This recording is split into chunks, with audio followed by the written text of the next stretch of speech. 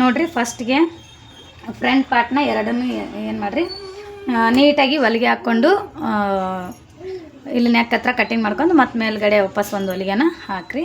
Same ಸ್ಟಿಚಿಂಗೇನು ಎಲ್ಲನೂ same, ತೋಳು stitching ಅಷ್ಟೇ ಚೇಂಜ್ ಬರ್ತೈತಿ. ಅದನ್ನು ನಾನು ಡೀಟೇಲಾಗಿ ತಿಳಿಸ್ಕೊಡ್ತೀನಿ. ಫಸ್ಟ್ ಫ್ರಂಟ್ ಪಾರ್ಟ್ನ ರೆಡಿ ಮಾಡ್ಕೊರಿ ಎರಡನ್ನು.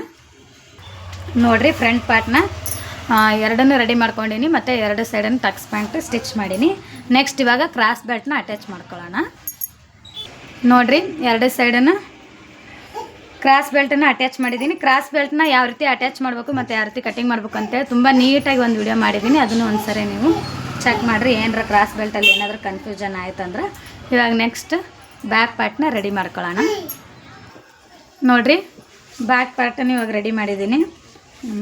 ಸೇಮ್ ಇದೇ ನಾನು ಪೈಪಿಂಗ್ ಏನು ಮಾಡಿಲ್ಲ, ಪೂರ್ತಿ ಹೊಲಿಗೆ ಹಾಕ್ಕೊಂಡು ಹೊಲಿಸ್ಕೊಂಡು ಮೇಲ್ಗಡೆ ಒಂದು ಹೊಲಿಗೆ ಹಾಕಿದ್ದೀನಿ. ಪೈಪಿಂಗ್ ಮಾಡೋದಿದ್ರೆ ಮಾಡಿರಿ, ಇದು ಭಾಳ ಸ್ಮೂತ್ ಐತೆ ಬಟ್ಟೆ, ಹಾಗಾಗಿ ನಾನು ಪೈಪಿಂಗ್ ಮಾಡಲಿಲ್ಲ.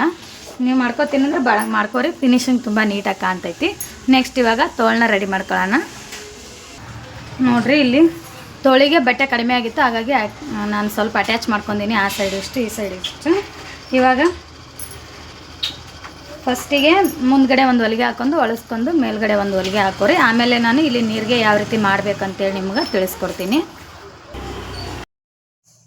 ನೋಡಿರಿ ಫಸ್ಟ್ ಸ್ಟ್ರೇಟಾಗಿ ಒಂದು ಹೊಲಿಗೆನ ಹಾಕೋರಿ. ಹಾಕ್ಕೊಂಡು ಬಟ್ಟೆನ ಹೊಲಿಸ್ಬಿಟ್ಟು ಮೇಲ್ಗಡೆ ಒಂದು ಹೊಲಿಗೆನ ಹಾಕೋರಿ. ನೀಟಾಗಿ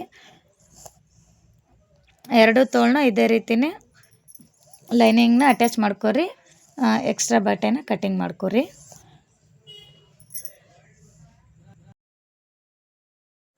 ನೋಡಿರಿ ಫಸ್ಟು ಎರಡು ಸೈಡನ್ನು ಭುಜಾನ ಅಟ್ಯಾಚ್ ಮಾಡ್ಕೋರಿ.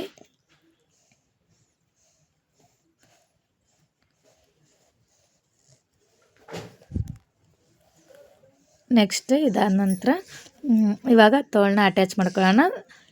ತೋಳ ಮಧ್ಯದಲ್ಲಿ ಮೊದಲಿಗೆ ಒಂದು ಪಾಯಿಂಟ್ನ ಹಾಕೋರಿ. ಹಾಕೊಂಡ ನಂತರ ನೆಕ್ಸ್ಟ್ ಅಲ್ಲಿಂದ ಒಂದು ಸೈಡ್ 2.5 ಇಂಚ್ಗೆ ಒಂದು ಮಾರ್ಕ್ ಮಾಡ್ಕೋರಿ. ಮತ್ತು ಇನ್ನೊಂದು ಸೈಡನ್ನು 2.5 ಇಂಚ್ಗೆ ಮಾರ್ಕ್ನ ಮಾಡ್ಕೋರಿ. ಎರಡು ಸೈಡನ್ನು 2.5 ಇಂಚು ತೊಗೊಂಡು ಮಾರ್ಕ್ ಮಾಡ್ಕೋಬೇಕು. ನೆಕ್ಸ್ಟ್ ತೋಳನ್ನ ನೋಡ್ಕೋರಿ, ಮುಂಭಾಗಕ್ಕೆ ಬರುತ್ತಾ ಅಥವಾ ಹಿಂಭಾಗಕ್ಕೆ ಬರುತ್ತಾ ಅಂತೇಳಿ. ಅಂದರೆ ಎರಡು ಸೈಡನ್ನು ಫಸ್ಟ್ ಅಳತೆ ಮಾಡ್ಕೊಂಡು ಆ ಥರ ಫೋಲ್ಡ್ ಮಾಡ್ಕೊಂಡು ನೋಡಿರಿ. ನಾವಲ್ಲಿ ಶೇಪ್ ತೆಗ್ದಿರ್ತೀವಲ್ಲ ಫಸ್ಟ್ಗೆ ಆಲ್ರೆಡಿ ಮುಂಭಾಗ ಮತ್ತು ಹಿಂಭಾಗ ಅಂತೇಳಿ ಆಲ್ರೆಡಿ ಗೊತ್ತಾಕೈತೆ ನಮ್ಗೆ ಯಾವ ಸೈಡ್ ಯಾವ ತೋಳು ಬರುತ್ತಾ ಅಂತೇಳಿ. ನೋಡ್ಕೊಂಡು ಅಟ್ಯಾಚ್ ಮಾಡ್ಕೋರಿ.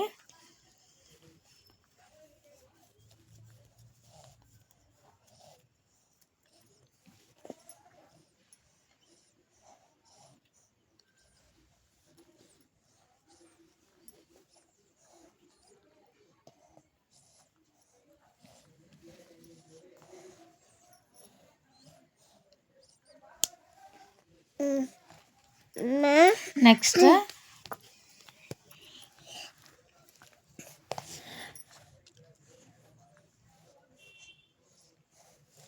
ಎರಡೂವರೆ ಮಾರ್ಕ್ ಮಾಡಿರ್ತೀವಲ್ಲ ನಾವು, ಅಲ್ಲಿಂದ ನಾವು ನೀರಿಗೆನ ಇಡಬೇಕು ನೀಟಾಗಿ.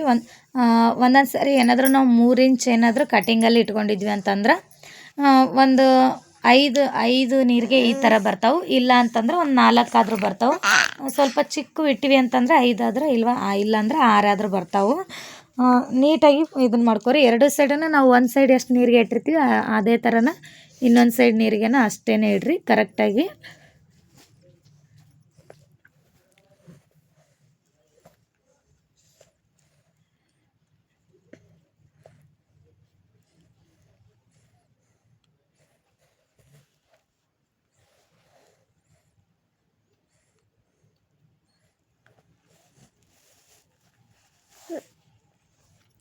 ನಾನು ಒಂದು 4 ನೀರಿಗೆ ಬಂದವು, ನಾನು 4 ಅಷ್ಟೇ ಇಟ್ಟೀನಿ. ಸ್ವಲ್ಪ ಸಣ್ಣ ಇಟ್ಟರೆ ಒಂದು 5 ನೀರಿಗೆ ಇಡ್ಬೋದಿತ್ತು.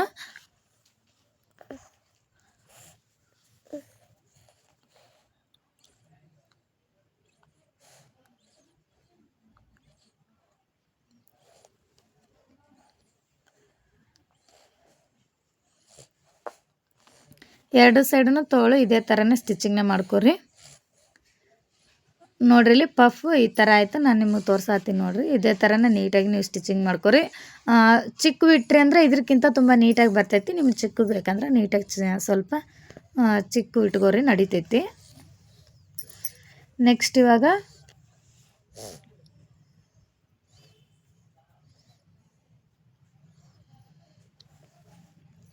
ನೋಡಿರಿ 2 ಸೈಡನ್ನು ನಾನು ತೋಳು ಅಟ್ಯಾಚ್ ಮಾಡೀನಿ. ನೆಕ್ಸ್ಟ್ ಇವಾಗ ಸೈಡ್ ಜಾಯಿಂಟ್ ಮಾಡ್ಕೊಳ್ಳೋಣ.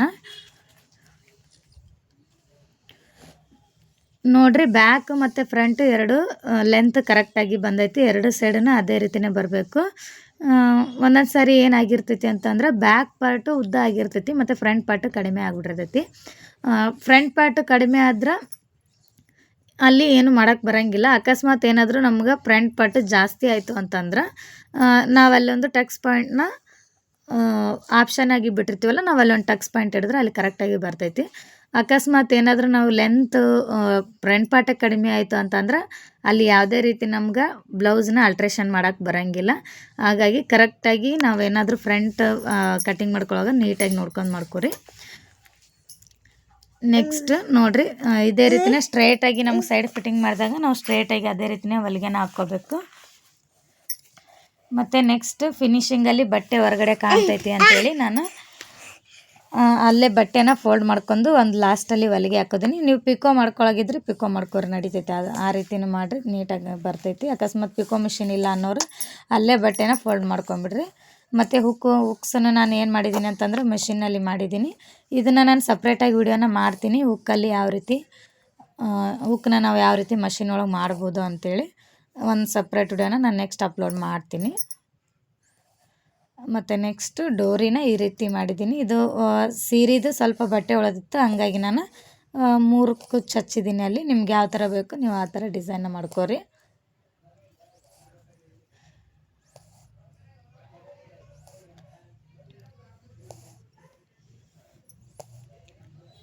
ವಿಡಿಯೋ ಇಷ್ಟ ಆಯ್ತಂದ್ರೆ ದಯವಿಟ್ಟು ನನ್ನ ಚಾನಲ್ನ ಸಬ್ಸ್ಕ್ರೈಬ್ ಮಾಡ್ಕೊಳ್ಳಿ ಮತ್ತು ಪಕ್ಕದಲ್ಲಿರೋ ಬೆಲ್ ಐಕನ್ ಕ್ಲಿಕ್ ಮಾಡಿರಿ. ಏನಾದರೂ ಡೌಟ್ ಇತ್ತಂದ್ರೆ ಕಮೆಂಟ್ ಮಾಡಿ ತಿಳಿಸ್ರಿ. ನಾನು ನೆಕ್ಸ್ಟ್ ಮುಂದಿನ ವಿಡಿಯೋದಲ್ಲಿ ನಿಮ್ಗೆ ಸಾಲ್ವ್ ಮಾಡ್ತೀನಿ. Thank you.